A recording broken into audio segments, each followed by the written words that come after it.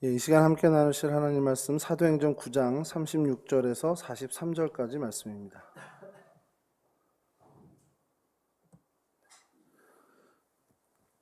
저랑 한 절씩 교독하시겠습니다. 요빠에 다비다라 하는 여제자가 있으니 그 이름을 번역하면 도르가라. 선행과 구제하는 일이 심히 많더니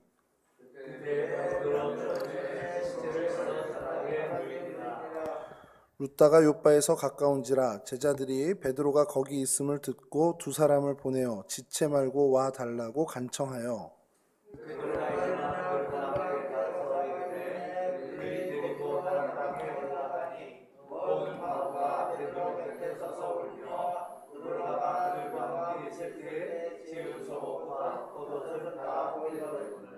베드로가 사람을 다 내보내고 무릎을 꿇고 기도하고 돌이켜 시체를 향하여 이르되 다비다야 일어나라 하니 그가 눈을 떠 베드로를 보고 일어나 앉는지라.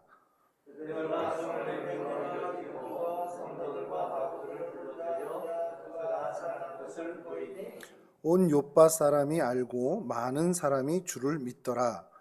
베드로가 요빠에 여러 날 있어 시몬이라 하는 무두장이의 집에서 머무니라. 아멘. 오늘 저희들이 살펴볼 성경의 인물은 다비다라는 여제자입니다. 다비다라는 이름이 있고요. 또 하나의 이름이 본문에서 밝혀졌지만 도르가라는 별칭이 있었던 사람입니다. 그 인적상에 저희가 아는 것은 요빠라는 동네에 사는 여제자라는 것 외에는 사실 밝혀진 게 없고요. 오늘 저희가 좀 살펴보겠지만 선행과 구제하는 일 이런 것에 힘을 쏟았던 사람으로 저희가 알고 있습니다. 예루살렘에서 이제 박해가 일어났고 그래서 예루살렘에 모여있던 수많은 그리스도인이 산지사방으로 흩어지게 되었습니다.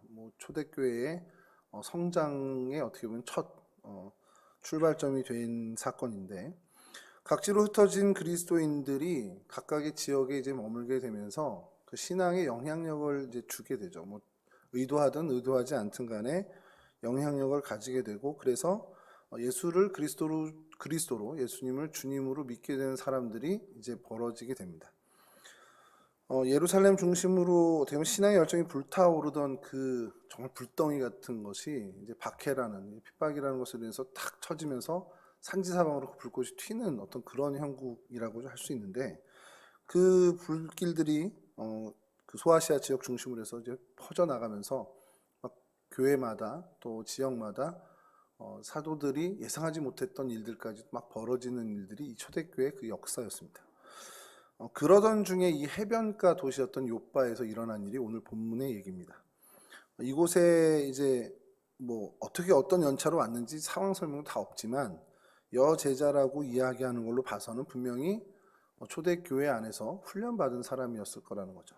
그 다비다가 이 요빠에 거주하게 되면서 이제 그 많은 동네 사람들과 그 지역 사람들과 좋은 관계, 그리고 오늘 본문에서 저희가 느끼는 그 감정대로 그의 죽음을 애도하는 사람이 많아지는 그런 어떤 좋은 관계로 형성되고 또 많은 사람들에게 그리스도의 어떤 그리스도인의 선한 영향력을 행사했던 걸로 보여진다는 겁니다. 이 다비다라는 이름은 당시에 이제 갈릴리 지역 중심으로 이스라엘 전역에서 좀 사용했던 아람어식의 이름입니다.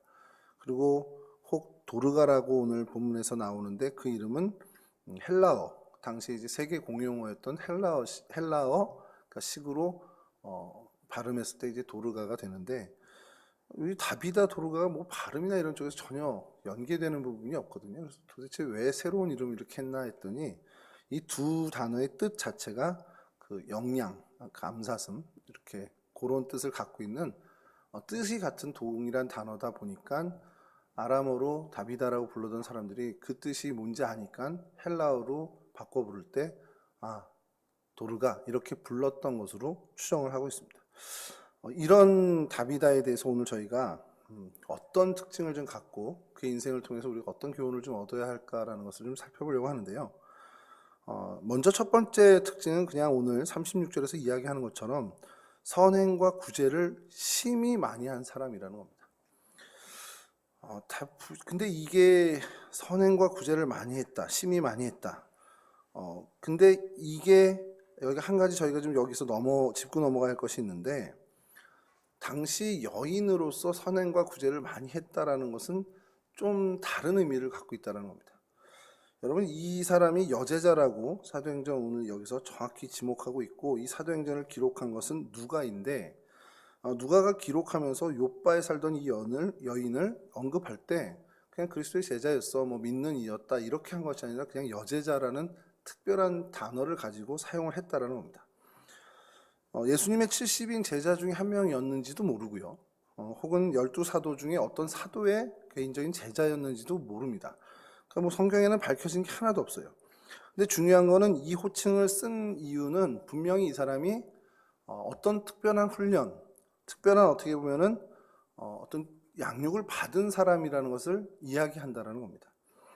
그러니까 이가 그리스도를 주로 모시는, 그냥 단순히 예수를 주로 고백하는 정도가 아니라 제자라고 이야기할 만큼 삶의 모든 것들이 그 제자들을 따르는, 예수님을 따르는 모양을 갖고 있었던, 훈련받고 또 양육받았던, 확신이 있었던 사람이라는 거죠. 그래서 그렇게 강조하고 있는 겁니다. 36절을 제가 다시 읽어드리면요, 욥바에 다비다라 하는 여제자가 있으니 그 이름을 번역하면 도르가라, 선행과 구제하는 일이 심히 많더니. 자, 근데 이 여제자라는 거, 물론 훈련받고 양육받은 여제자지만 어쨌든 여자라는 겁니다. 이게 뭐 오늘날과는 완전 다른 그 조건입니다.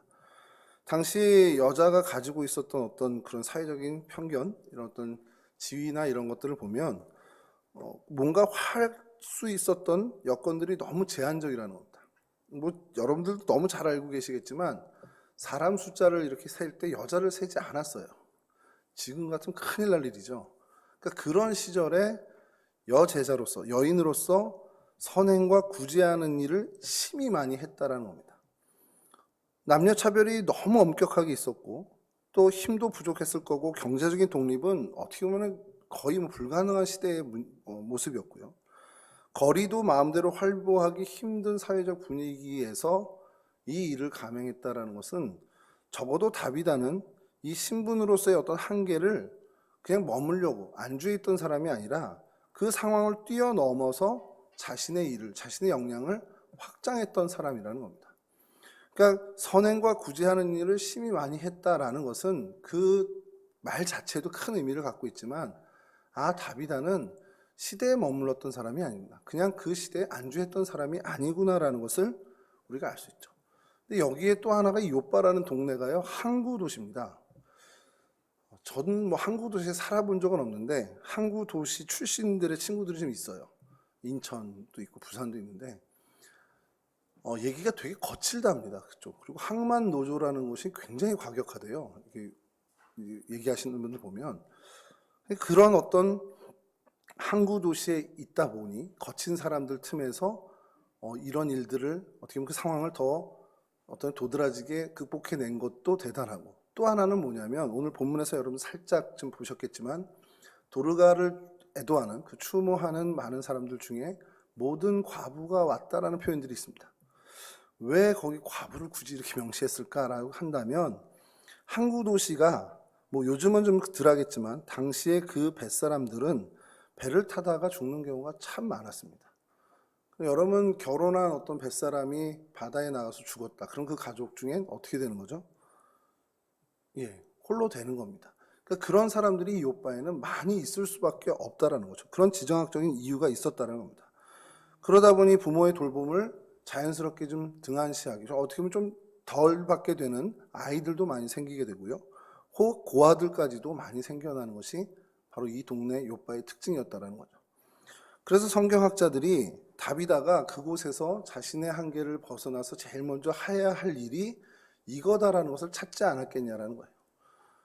고아와 과부와 객을 돌보는 그 성경의 정신대로 그 지역의 과부들, 고아들, 약자들을 돌보는 일, 그 선행과 구제에 힘을 쏟은 것은 여제자라면 당연히 그렇게 방향이 맞춰졌을 거라는 것이 성경학자들의 해석입니다.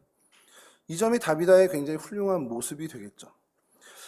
여자의 몸이고요. 또 여러 가지 제약들도 있고 한계 상황들도 있고, 그런데 그런 상황에 굴하지 않고 그런 한계에 발목 잡히지 않고 그 한계를 뛰어넘어서 정말 해야 할 일을 했다라는 것. 한계를 보지 않고 소망의 일을 찾았다. 그 소망의 일이 뭐냐? 그 지역 사람들의 필요, 특히 그 지역의 약자들의 필요를 찾았고 그 일에 자신의 인생을, 자신의 삶을 투신했다라는 겁니다. 여러분, 우리가 뭐 주님의 일이라고 그냥 칭하죠. 주님의 일을 할 때 벽을 만나게 됩니다. 그거는 뭐 어쩔 수 없는 것 같아요. 한계에 부딪히게 되고요.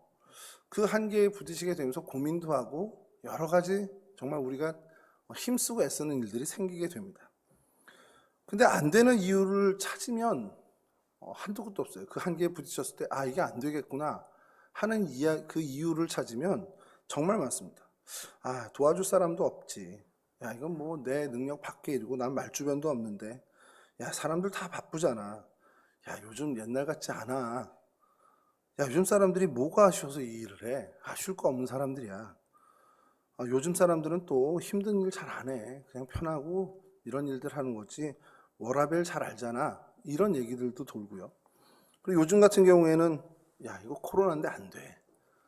이게 제일 큰 어떻게 보면 이유가 될 수 있을 겁니다. 경제가 어려워서 안 되는 경우도 있고요. 요즘 사람들, 요즘 세태는 다 이기적이다라는 것으로 세태를 이렇게 좀 폄하하는 말로 그 한계의 이유를 얘기하기도 합니다. 그리고 또 가장 많은 건 교회에서 겪는 가장 많은 이유는 집사님, 권사님 이거 맡아주시죠? 이거 같이 하시죠? 그러면 목사님 제가 능력이 안 돼요. 제일 많이 듣는 이제 이유가 됩니다. 안 되는 이유 중에 제일 많이 되는 이유죠. 나는 여자니까 안 되고, 나는 집이 이래서 안 되고, 나는 아이를 봐니까 안 되고, 나는 몸이 아파서 안 되고, 이런 것들이 다비다 시대에는 없었겠냐라는 거고요. 또 다비다에게는 그런 상황들, 그런 어떤 한계의 상황들이 없었겠냐라고 한다면 당연히 있었을 거라는 겁니다. 다비다가 욥바에서 기거하는 동안에 복음으로 불타고 열정이 있다 하더라도 선행과 구제를 하는 일에 한계가 없었겠느냐. 아까 남녀 차별뿐만 아니라 그의 개인적인 많은 안 되는 여건들, 안 되는 이유들이 많이 있었을 겁니다. 이것저것 해봤는데 안 돼. 그 안 되는 건 안 되는 거야. 이렇게 해서 그냥 포기할 수 있는데, 여러분 우리도 잘 알잖아요. 안 되는 것만 찾으면 정말 많이 찾을 수 있습니다. 여러분 제가 안 되는 이유 한번 찾아보시면 바로 이제 여러분들의 생각이 이제 말풍선처럼 이렇게 떠오르는데, 뚱뚱해서 안 돼, 뭐 이런 거 떠오를 거고요. 안 되는 이유를 찾으면 정말 여기서 1박 2일 동안 얘기해도 다 정말 많은 걸 찾을 수 있습니다. 여러분 안 되는 쪽으로만 생각하면 신기하게도 생각지 못했던 것까지도 다 안 되는 것으로 보이게 됩니다.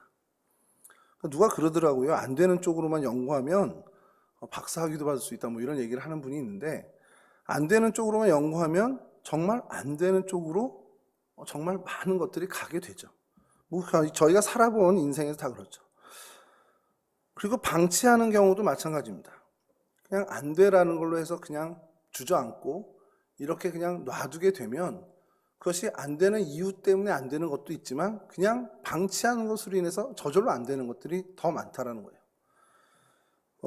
화단이나 정원을 망치는 방법이 있대요. 예전에 유튜브에서 한번 봤는데, 화단을 가꾸시는 분들, 막 텃밭 가꾸는 분들 얘기를 나오는데, 이거 망치는 거 쉽다는 거예요. 그래서 뭐 산짐승이 내려오나 아니면 뭐가 비료를 잘못 써서 그러나 뭐 이런 얘기인데, 한마디 하더라고요. 그냥 놔두면 된답니다. 그냥 놔두면 정원이나 화단은 그냥 다 망가진다는 거예요. 시간이 어느 정도의 시간 차이는 좀 있겠지만 그냥 힘 하나 안 들이고 망치는 방법은 그냥 놔두면 된다는 거예요. 여러분 망치는 것, 안 되는 것, 이유를 찾는 그런 노력까지도 안 해도 사실 그냥 가만히 이만 있으면 다 망하고 망쳐지게 됩니다. 근데 여러분 이게 어떤 일을 대하거나 일을 하거나 또 자연의 어떤 현상이나 이런 것만이 아니라 신앙에서도 마찬가지더라는 거예요. 어거스틴이 이런 말을 했습니다. 사람에게 주어진 자유가 있는데 그 자유는 하나님으로부터 멀어지는 자유뿐이다. 이게 무슨 말이냐면요. 사람은 그냥 방금 말씀드린 정원처럼 그냥 가만히 있으면 하나님으로부터 그냥 전부 멀어지는 거예요. 그게 자연스러운 거라는 겁니다. 그냥 가만히 있으면 됩니다. 내가 하나님한테 뭐 멀어져야지, 하나님 외면해야지 안 하고 그냥 가만히만 있으면 우리는 하나님으로부터 멀어지는 존재라는 거예요. 그게 우리의 죄성이고 원죄의 속성이라는 겁니다. 그것이 사실 저희들의 일생을 가지고 발목을 잡는 문제죠. 이건 반대로 얘기하면요. 하나님과 가까워지기 위해선 정말 나의 자유를 제한하고 정말 부단한 노력이 없이는 그게 불가능하다는 얘기랑도 마찬가지라는 거죠. 여하튼 여러분, 근데 다비다는 이렇지 않았다는 거예요. 이렇지 않고 자신의 위치가 참 열악했지만, 그리고 해변에서 사는 그 거친 사람들 사는 그 틈바구니에 있었지만, 가난한 사람들, 상처 입은 사람들, 그 많은 사람들의 필요를 보았고 자신의 한계를 넘어서 그들을 돕는 일에 투신했다라는 것. 어떤 일을 했을까라는 것을 성경학자들이 오늘 본문을 통해서 얘기했는데, 바느질 얘기가 나옵니다. 삭바느질이라고 저희도 그런 표현이 있는데, 옷을 만들어서 사람들에게 제공하고 그런 일들을 분명히 하지 않았겠냐라는 거죠. 바느질에 있어서 좀 기술이 좋았는지 아닌지는 그건 알 수 없지만, 겉옷도 만들고 속옷도 만들고 수선하면서 그런 일들로 많은 사람들을 도왔던 그런 모양이 오늘 본문에 등장한다라는 겁니다. 그런 일들을 통해서 아마 그것뿐만 아니겠죠. 자신이 할 수 있는 모든 할 수 있는 것들을 통해서 사람들의 필요를 채워줬던 사람, 그것을 성경에선 선행과 구제를 심히 많이 한 사람이라고 표현했다라는 겁니다. 여러분, 그러면 이 다비다의 이런 모습을 보면서 오늘 나는 어떨까를 한번 좀 생각해 봐야죠. 나는 어떤 사람일까? 우리는 어떤 사람일까? 정말 나는 안 된다고 생각하고 그냥 안주하고 방치하는 사람인가? 아니면 뭔지 모르지만 할 수 있다는 희망을 가지고 내가 그 한계를 넘기 위해서 부단히 애쓰고 노력하는 사람인가? 여러분, 우리가 정답은 다 이미 아시죠? 안 된다는 생각 버리고 할 수 있어, 된다라는 생각을 가지고 우린 살아가야 되는 게 사실 정답입니다. 그래서 그 마음으로 우리 주변의 많은 사람들의 필요를 찾고 그 필요를 채워주는 사람이 돼야 하는 거죠. 사실 그게 그리스도인으로 부름받은 저희들이 어떻게 보면 해야 할 되게 명확한 우리의 행동 강령이라고도 할 수 있습니다. 어떻게 보면 약방의 감초 같은 사람이라고 할 수도 있고요. 이 표현까지는 그렇지만 사막의 생수, 가뭄의 단비 이런 표현을 쓸 수 있겠지만 과한 표현이라 하더라도 우리의 손이 평화를 만드는 손으로 혹은 사랑의 손으로, 위로의 손으로, 격려의 손으로 사용되어져야 하는 건 마땅한 일이라는 겁니다. 그런 선한 일이 우리 안에 넘쳐야 된다는 것. 그러기 위해서 우리는 우리에게 맞닥뜨려진 벽, 그 한계를 넘기 위해서 마땅히 흘려야 할 땀을 흘려야 되는 사람들이라는 겁니다. 다비다가 그런 모습을 우리보다 앞서 보여줬다는 사실이죠. 두 번째로 발견하게 된 다비다의 특징은요, 이 사람은 믿음과 행실이 일치된 사람이라는 점이에요. 믿음 따로 행실 따로 노는 사람이 아니라는 겁니다. 이 부분은 이제 어디 야고보서 갖고 와서 얘기를 해야 되는 부분인데, 여러분 우리가 정답은 잘 알고 있는 것이 겉과 속이 다른 사람이 돼서는 안 되죠. 저희는 다 그런 존재죠. 다비다는 예수님을 믿는 그 믿음에서 어떤 삶을 살아야 하는지를 분명히 깨달았던 사람입니다. 그리고 그 믿음대로 자신의 생활에서 삶에서 드러나게끔 녹아지게끔 그 믿음을 몸으로 산 사람이라는 거죠. 그래서 예수님처럼 그 약자들의 이웃, 사람들의 친구가 되어주는 삶을 선택하고 살았습니다. 여러분, 믿음을 실천하는 것, 믿음의 삶을 사는 것을 성경에선 경건이란 단어로 사용을 해요. 이 경건에 대해서 야고보서 1장 27절이 이렇게 얘기하고 있습니다.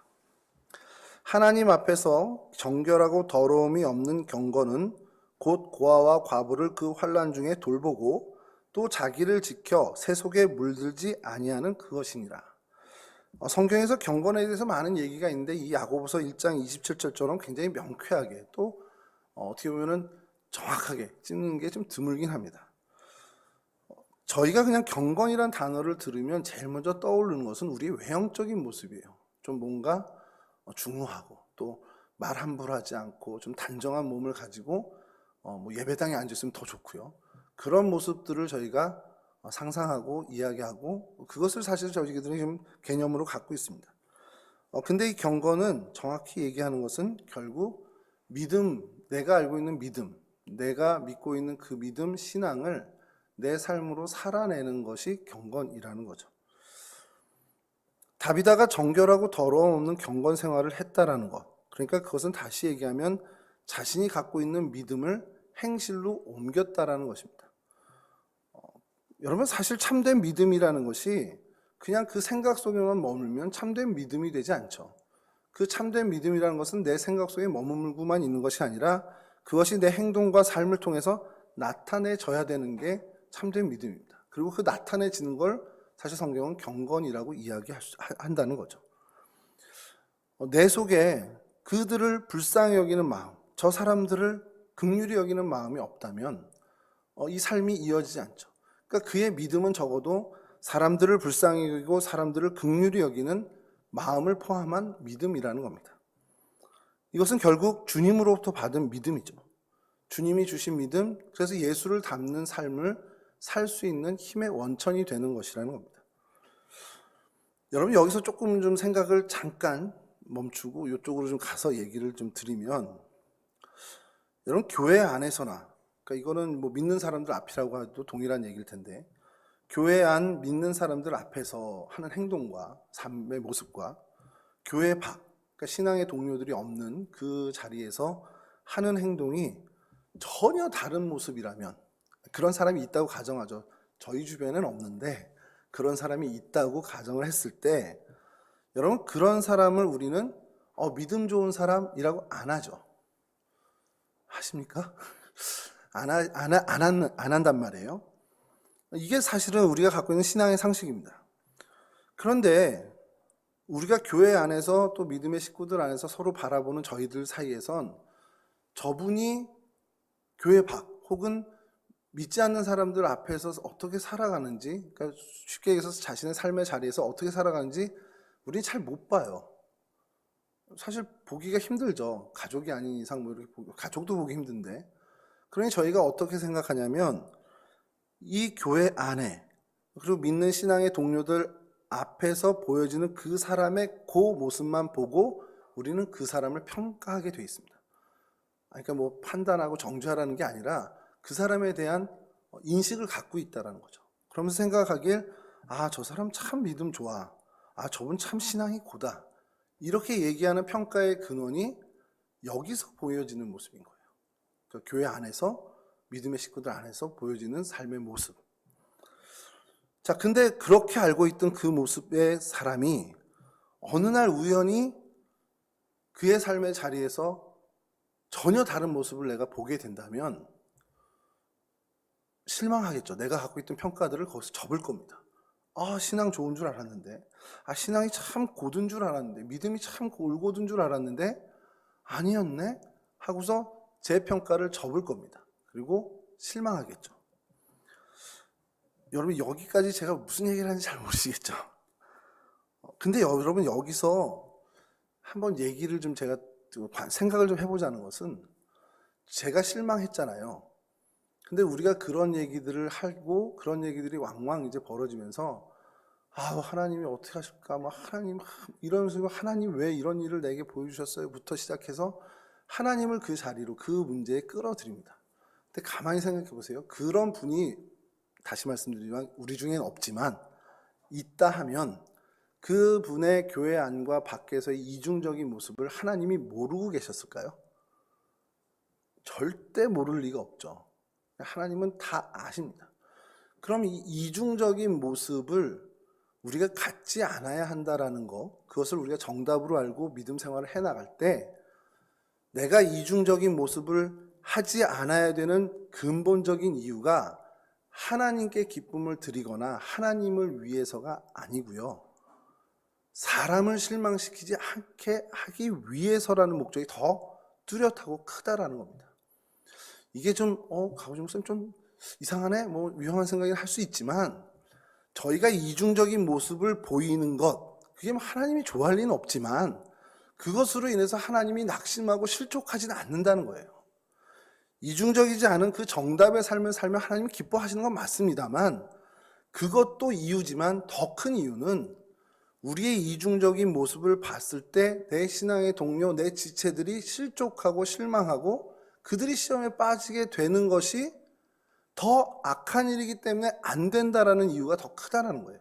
그러니까 하나님이 우리에게 요구하시는 신앙의 올곧음과 우리의 어떤 경건의 모습, 아까 말씀드린 것처럼 믿음을 삶으로 실천하는 그 경건의 삶을 요구하시는 것은 하나님이 목적이라기보다는 우리 서로에게 서로 선을 쌓고 우리 서로를 실족치 않게 하기 위한 것이 더 큰 이유라는 겁니다.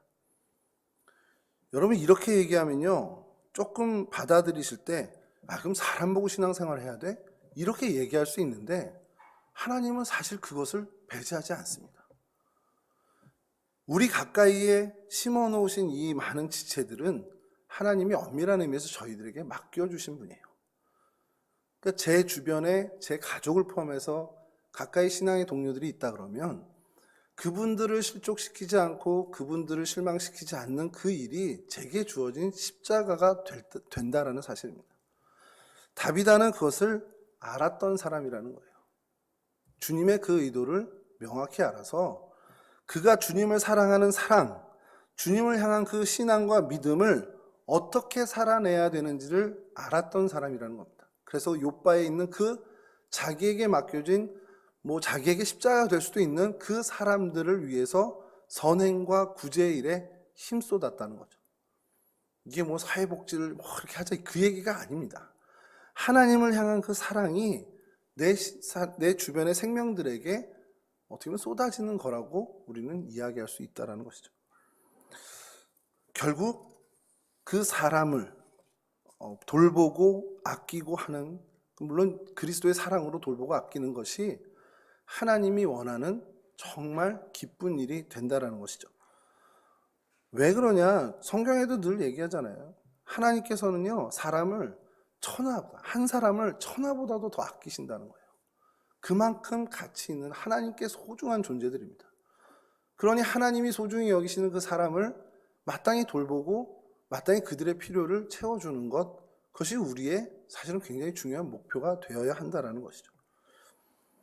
만약에 반대로 천하보다 정말 아끼는 그 한 사람의 인생에 시험을 들게 하고 낙심하게 하고 어떻게 보면 실족해가지고 하나님 멀어지게 한다면 여러분, 그 하나님이 그거를 용납하시겠냐라는 거예요.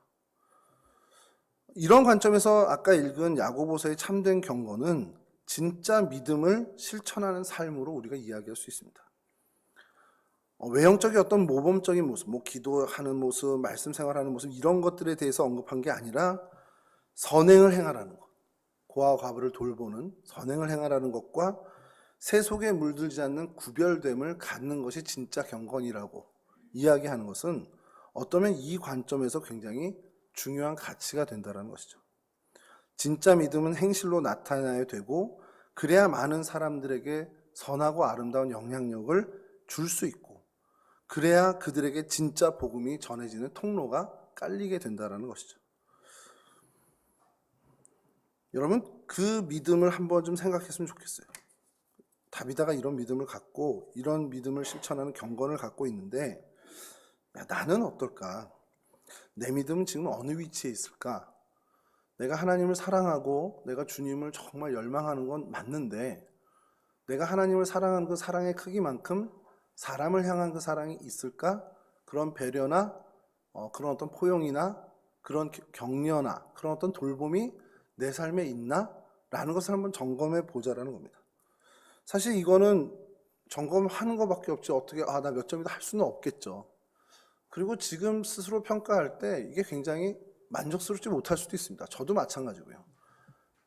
여러 가지 이유가 있죠. 아까 말씀드린 것처럼 그게 안 되는 이유들이 우리 주변에 많아서 내가 참 이런 부분은 부족하구나 스스로 느끼지만, 그리고 아마 평생 해도 안 될 것 같아요. 생각은 평생 해도 내 삶에서 선행이나 구제나 이런 게 제대로 만족할 수준까지 되겠어? 라는 생각이 들 수도 있습니다만, 늘 말씀드리는 거지만 그래도 점검하면서 방향을 놓치지 않아야 된다는 겁니다. 우리가 그리스도인이라면 평생 가도 못 이뤄 그럼 포기해야지 이게 아니라, 평생 가도 못 이룬다 할지라도 그 방향이 하나님이 원하시는 방향이고 하나님의 뜻이라면 그 방향은 놓치지 않고 정말 아주 작은 보폭이라도 걸어가야 하는 게 맞다라는 겁니다. 안 그러면 길을 잃고요. 안 그러면 우리가 아까 정원이 망가지는 것처럼 그냥 우리는 망가지게 될 수 있기 때문에 그렇습니다. 여러분, 다비다의 이제 세 번째 특징을 볼 텐데, 이건 좀 방금 두 번째 것과 거의 흡사합니다. 사람들에게 아름다운 영향력을 끼친 사람이라는 점이에요. 사실 이게 다비다를 보며 다비다를 묵상하는 가운데 저희가 배워야 할 사실 제일 중요한 부분입니다. 뭐 두 번째 부분과도 뭐 믿음의 경건의 실천과도 사실 겹치는 부분인데, 다비다가 구제와 선행을 왜 했을까? 뭐 방금 말씀드린 것처럼 하나님을 사랑하는 그 마음에서 시작된 겁니다. 근데 오해하는 것이 뭐냐면, 많은 구제와 선행을 하는 사람들을 오해하는 것이, 아이 저 사람 뭐 좀 이렇게 과시하려고 저래, 이런 오해를 한다는 거예요. 다비다도 마찬가지입니다. 자신을 과시하기 위한 것이 아니었습니다. 다른 사람을 부담 주기 위한 것도 아니라는 거죠. 뭐 보여주기식도 아니고요. 그의 선한 행위는 진짜 그의 삶을 함께 공유하고 나누기 위한 행동이었습니다. 이웃의 아픔을 몸으로 또 마음으로 함께 아파하고 또 슬퍼하고 걱정하고 함께 이겨내기 위한 정말 하나님의 사랑을 닮은 사랑으로 사랑한 거죠. 그리고 자기가 할 수 있는 일이 있으면 그것을 어떠한 방법으로든 최선을 다해서 했다라는 거예요. 이게 굉장히 중요하다라는 거예요. 이게 좀 저희가 왜 그런 사람들을 보면서 가끔씩 색안경을 끼고 어쟤 왜 이렇게 생색을 내려고 저래, 이렇게 하는 생각이 들 때가 있는데, 그래서 생각해 본 게 왜 그런 생각을 우리가 할까? 왜 정말 좋은 의도로 선을 행하는 사람을 보면서도 저 사람 또 뭔가 꿍꿍이가 있겠지, 이런 생각을 우리가 왜 할까? 가만히 생각해 보면요, 그런 일들이 많아서 그래요. 우리 주변의 이 세상에 정말 보여주기식이 정말 많아서 정말 올바르게 선하게 하는 행동에 대해서도 저희가 색안경을 끼고 보는 일이 적잖게 생긴다는 겁니다. 여러분, 누구를 도와준다고 하면서 생색을 내는 거, 이거 굉장히 관계를 불편하게 하죠. 받는 사람의 마음이 좋아질 수도 없고요. 받는 사람이 사실 되게 감사해야 되는데 그 감사한 마음이 완전히 반감되게 됩니다. 근데 이게 왜 나쁘냐면요, 그 감사의 마음을 빼앗아가 버리는 거잖아요. 사실 하나님이 기뻐하시는 그 마음이 감사하는 마음인데 그 기회를 박탈하게 되는 겁니다. 그러니까 이건 되게 안 좋은 거죠.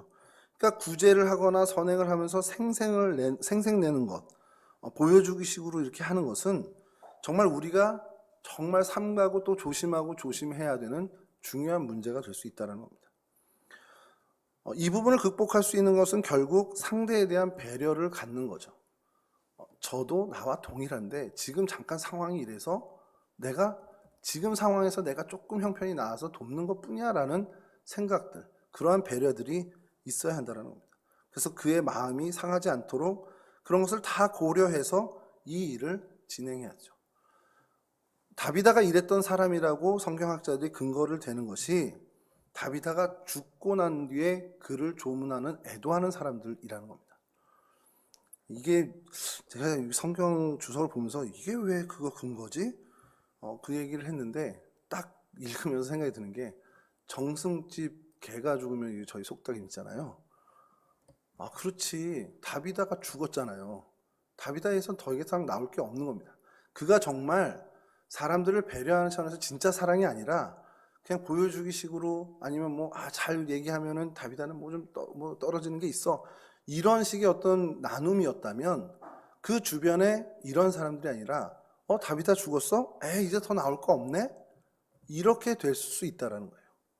근데 그게 아니라 이제 더 나올 게 없는 사람임에도 불구하고 성경에 있는 표현대로 모든 과부들이 그 자리에 모여서, 그 많은 사람들이 모여서 심지어 가까이에 있는 베드로에게 다비다의 죽음의 소식까지 전하면서 그의 죽음을 애도하고 슬퍼했다는 거예요.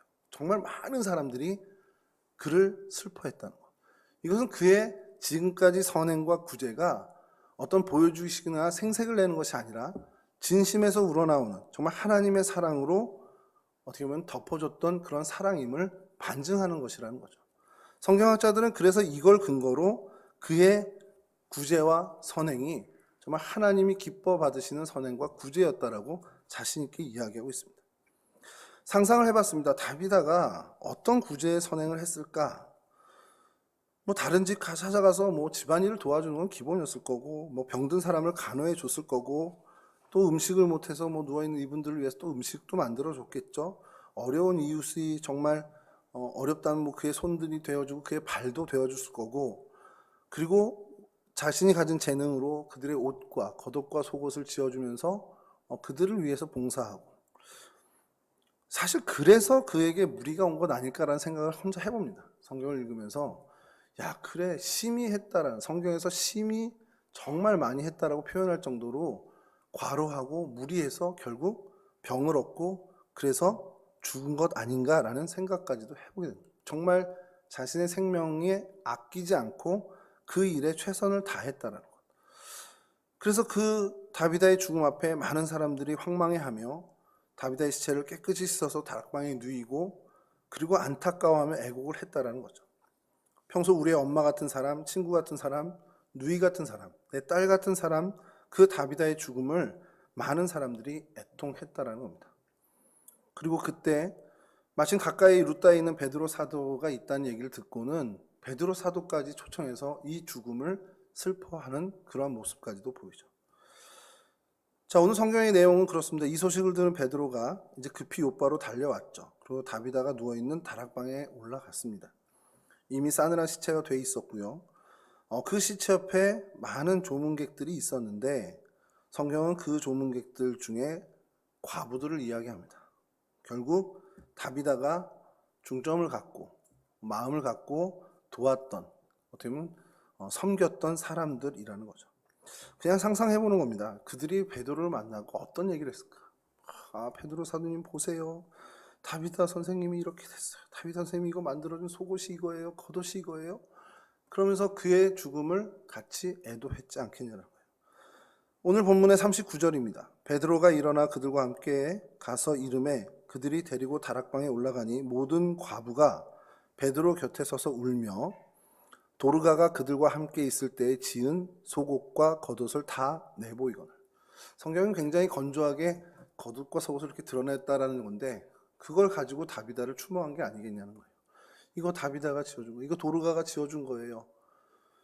그런 사람들, 그 다비다의 죽음을 정말 슬퍼했던 사람들이 그 자리에 모였다는 겁니다.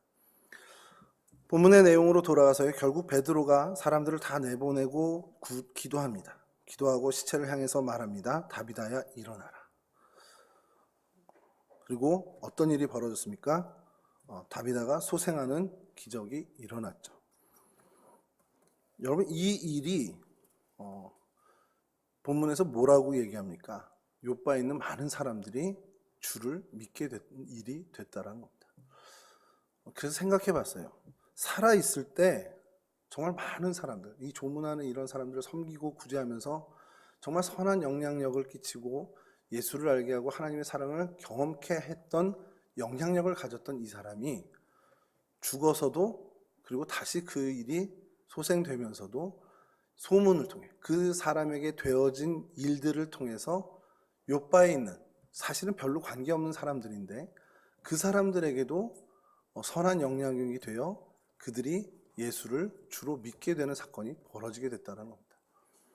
그래서 이게 하나님의 방식을 결국 저희가 한 번 더 확인하게 되는 게 결국 하나님은 하나님을 향해 신실한 그 믿음을 올곧게 삶에 녹아져 정말 말씀의 정신대로 살아가는 그 사람들, 그러한 경건한 사람들을 하나님은 어떠한 모양으로든 살아있는 모양이든 죽어있는 모양이든 그 어떠한 형태로든 하나님은 하나님의 도구로 사용하신다는 사실입니다. 그것이 저희들이 사실 추구해야 되는 굉장히 중요한 목표점이 된다는 거죠. 내가 어떤 분야로 어떤 방법으로 하나님의 쓰임을 받을까? 내가 교회 내에서 어떠한 것으로 하나님이 나를 쓰실까? 그 기대함을 가지고 우리가 나아갈 때 제일 중요한 것은 결국 하나님을 믿는 믿음, 하나님이 말씀하시는 그 말씀, 통틀어 그 신앙의 모든 것들을 내 삶으로 살아내는 그 경건한 삶을 우리가 충성되게 살아가면 하나님은 우리의 어떤 모양으로도 심지어 저처럼 살찐 모습을 가지고도 하나님은 하나님의 귀한 일을 이루신다는 사실입니다. 그런 도구로 우리를 삼아 주신다는 거죠. 여러분 말씀 마치겠습니다. 여러분 어떤 영향력을 미치며 살고 싶습니까? 어떤 영향력의 사람이 되고 싶으세요? 교회 안에서, 가정에서 혹은 여러분들의 일터나 여러분들의 많은 인간관계에서 어떤 영향력을 주면서 살아가는 사람이 되고 싶습니까? 여러분들의 어떤 운동 잘하는 모습을 사람들이 감탄하길 원하십니까? 아니면 여러분들의 정말 많은 물질을 소유한 것을 사람들이 부러워하고 그것으로 영향력을 행사하고 싶으세요? 저는 여러분 모두가 여러분들이 정말 하나님을 사랑하는 그 모습을 통해 혹여라도 믿지 않는 사람들이 예수님을 만나고 하나님의 사랑을 경험하는 그 일을 여러분들이 분명히 꿈꾸고 그러한 영향력을 주길 소망하고 있다고 저는 확신합니다. 여러분, 그러기 위해서 우리가 첫 걸음을 떼어야 하는 것은 결국 하나님을 사랑하는 그 우리의 사랑을 우리의 삶의 모습으로 보여지게 하는 것. 드러내기식이나 보여지기식이 아니라 정말 하나님이 아끼는 사람들이니 우리도 그 사람들을 사랑하고, 하나님이 아끼는 이 지구 환경이니 내가 물자를 전략하고 정말 아끼고 써야겠다라는 정말 하나님을 사랑하는 그 마음으로 출발되는 모든 행동들을 우리 열심히 살아가자라는 겁니다. 그렇게 될 때 하나님은 분명히 저와 여러분의 어떠한 모습이 되었든 그 모습으로 하나님의 역사를 이루시고 우리를 도구 삼아 주신다는 사실입니다. 이러한 귀한 은혜를 누리시는 저와 여러분 모두가 되시기를 주님의 이름으로 간절히 축원합니다.